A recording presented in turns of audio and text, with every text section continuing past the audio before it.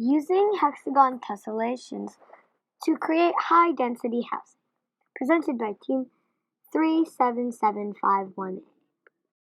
What is a tessellation? A tessellation is a pattern where each shape fits together perfectly. They stay spaced because there are no gaps between the shapes. There are lots of examples of this concept in nature. Why do people see so many hexagons in nature?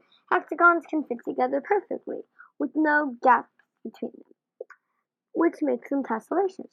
Hexagons are really good for saving space because they have the most area and the least perimeter. Honeycombs and beehives are an example of hexagon tessellations in nature. Examples of hexagon tessellations in nature are also known as snowflakes, the giant's causeway, pineapples, soap bubbles, turtle shells, coral, and dragonfly eyes. The problem we chose and why. We chose to design affordable and foldable housing for refugees and homeless people. Refugees' houses are really close together, and there are a lot of them. We thought we could save space by having them be hexagons. Homeless people do not have houses and need somewhere to live, but the government does not spend a lot of money on this. We also thought of making affordable housing like skyscrapers and other houses using hexagon tessellations. This would help the 27.1 million refugees as well as the 150 million homeless people in our world today.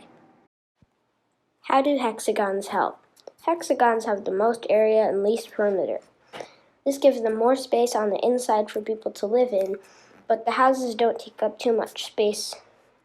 Hexagons also fit together easily, which makes it easy to stack them or make a hexagon pod of many rooms. And if you make them out of certain materials, then you may be able to fold them up to save even more space or move them around easily. Our solution ideas.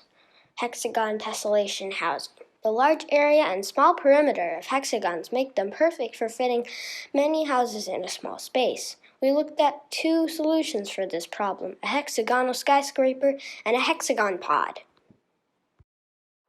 Hexagonal skyscraper pros and cons. Pro. By stacking hexagons on top of each other, they can take up less space on the ground. This is especially helpful in urban areas where the land is expensive. Con.